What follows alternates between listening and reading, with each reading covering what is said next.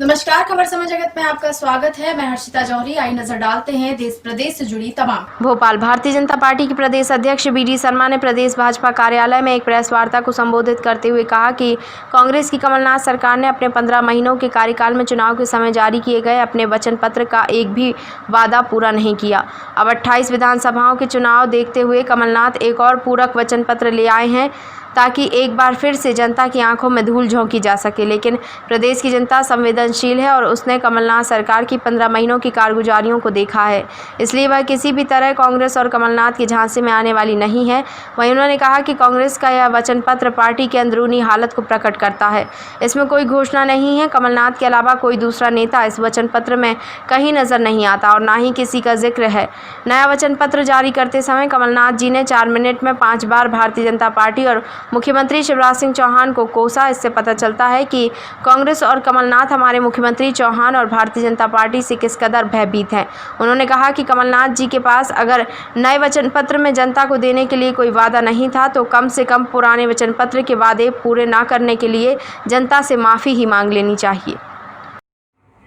कि कमलनाथ जी को इतना भय हो गया है शिवराज सिंह चौहान से, भारतीय जनता पार्टी की सरकार से, कि कहीं भी कुछ बात होती है तो उस भय से वो शिवराज सिंह चौहान इसी पर बखान, इसी बात का वो करने लग जाते हैं, कोसना प्रारंभ कर देते हैं। कैसे मैंने जो किया है उससे बच सकते हैं। पहले उन्होंने जो वचन पत्र जारी किया था, उस वचन पत्र के अंदर 75 मुख्य बिंदु थे। कमलनाथ जी ने कहा कि 974 हमारे बिंदु थे, उनमें से मैंने 590 पूरे कर दिए। मध्य प्रदेश की जनता कमलनाथ जी आपको देख रही है, सुन रही है।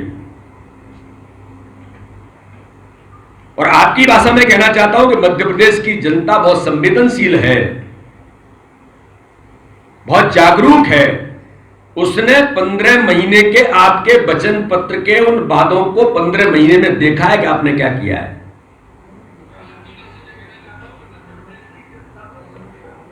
और उन 75 मुख्य बिंदुओं में से जो अब उन्होंने उल्लेख किया, किसान कर्ज माफी की जो बात उन्होंने की,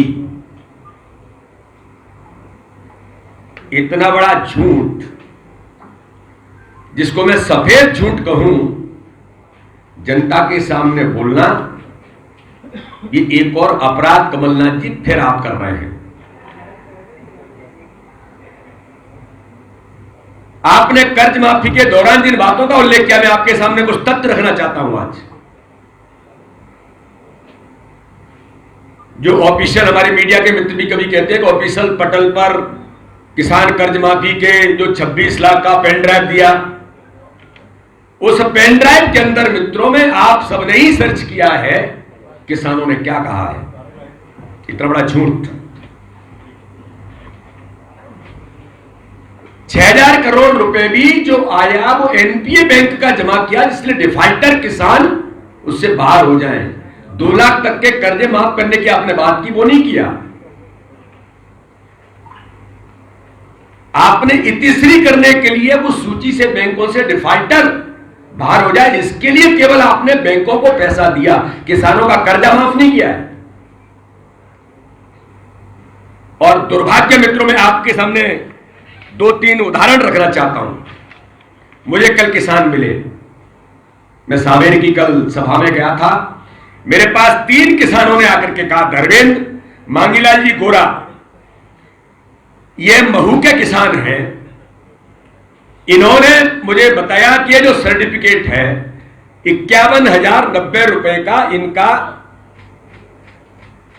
जो कर्ज है, वो कर्ज इनको कमलनाथ जी के हस्ताक्षर युक्त ये प्रमाण पत्र है। 3 लोगों के हैं, एक के नहीं है, 3 के हैं मेरे पास। 3 किसान आए थे, उन्होंने ये सर्टिफिकेट कमलनाथ जी ने दिया है। लेकिन मित्रों, मैं आपको डॉक्यूमेंट देना चाहता हूं कि ये किसान, इनकी किसान ऋण पुस्तिका के अंदर आप अगर ये देखेंगे तो ये 28/8/2018 को 51,090 रुपए किसान जमा कर चुका है। और आप उस किसान के कर्ज माफ करने का सर्टिफिकेट दे रहे हैं। यही बात हम लोग लगातार लगातार इस बात को कह रहे हैं, झूठे प्रमाण पत्र कमलनाथ जी तुमने किसानों को दिए, इसका जवाब आपको देना चाहिए। मध्य प्रदेश का एक एक किसान आपसे पूछ रहा है, ये 3 किसानों के मेरे पास जिस प्रकार के वो जो है, इन तीनों किसानों के रिकॉर्ड हैं कि जो किसान अपना कर्जा जमा कर चुके थे उनको आपने नंबर बढ़ाने के लिए फेक सर्टिफिकेट दिए, झूठ बोला, छल किया, कपट किया, किसानों से गद्दारी। कमलनाथ जी, इस मध्य प्रदेश के किसानों से गद्दारी की है तुमने, जिस गद्दार शब्द का आप उपयोग करते हैं ना, गद्दारी किया आपने किसानों से। तो किसान कर्ज माफी हो, आपने कहा था कि अनाज एवं सब्जियों पर हम बोनस देंगे। मैं मीडिया के मित्रों के माध्यम से पूछना चाहता हूं कि आपने आज सप्लीमेंट्री 52 बिंदुओं पर जो आपने फिर से जारी किया है, इससे पहले के वचन पत्र में आपने कहा था अनाज और सब्जियों पर हम बोनस देंगे। किसी को 1 रुपया बोनस आपने मध्य प्रदेश के अंदर दिया है?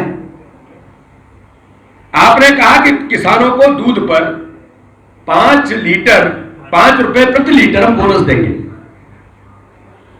जरा आप जवाब दीजिए कि आपके वचन पत्र, जब पढ़ ले वचन पत्र को भूल गए होंगे शायद, बहुत लंबा वचन पत्र था। मध्य प्रदेश के लोगों को गुमराह कैसे किया जाए, झूठ बोल के कैसे वोट पाया जाए।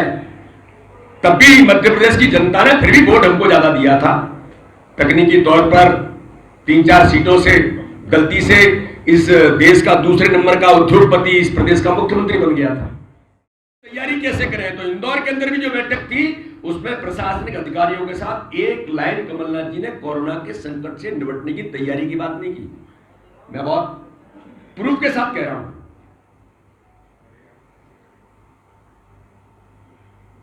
आईफा अवार्ड की तैयारी के लिए भोपाल के अंदर फरवरी माह में बैठक थी, 17 तारीख शायद, कुछ मुझे लगता है 17 फरवरी ऐसा कुछ है। आप उसके रिकॉर्ड में कभी जाएंगे, पूछेंगे तो बताएंगे। आईजी, डीआईजी, एसपी, कलेक्टर सब इंदौर के कहां थे? भोपाल के अंदर थे। किस बात के लिए थे? आईफा अवार्ड की बैठक के लिए थे। एक लाइन कोरोना के संकट से निपटने के लिए मध्य प्रदेश के अंदर कुछ करना चाहिए, इंदौर के अंदर कुछ करना चाहिए। कमलनाथ जी ने एक लाइन नहीं बोला था। और एक वीडियो आपके सामने अभी हमारे रजनीश जी बताएंगे कि जब आप लोगों ने पूछा, जब इनका अंतर्द्वंद अंतरकलह पटल पर आ गया, इनको लगा कि अब हमारी सरकार जा रही है, तब मीडिया के मित्रों ने पूछा था कि कोरोना वायरस के बारे में आपका क्या कहना है। कमलनाथ जी का ऑफिशियल वीडियो जिसमें वो कहते हैं अरे अभी तो राजनीतिक वायरस है, देखेंगे कोरोना को। ये ऑफिशियली कमलनाथ जी कह रहे हैं।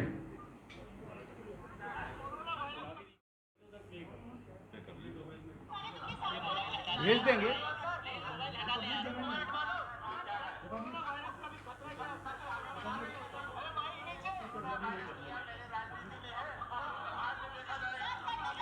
कोरोना वायरस अभी राजनीति में, बाद में देखा जाएगा क्या होगा।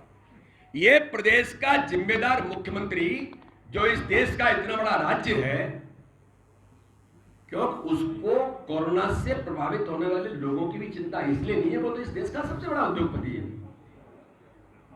क्या लेना देना उनको। और मध्य प्रदेश को आपने कोरोना के महामारी के संकट में, मैं आज आपके मीडिया के मित्रों के सामने कहता हूं, आज आप चिंता करने की बात करते हैं, आपने कोरोना की महामारी के संकट में मध्य प्रदेश को ढकेला। इंदौर के अंदर जिस प्रकार से फैला, आप उन जमातियों को रोकने का काम करते थे, कर सकते थे, लेकिन आपने नहीं किया। बाकी आपकी हॉस्पिटल, ऑक्सीजन से लेकर के सारी जो व्यवस्थाएं बननी चाहिए थी, एक लाइन आपने तैयारी इस मध्य प्रदेश के अंदर नहीं की। ये दुर्भाग्य है। चलो आप देर से आए और दुरुस्त आए, और आप कोरोना के जो हमारे प्रभावित लोग हैं उनके बारे में कुछ बात किया,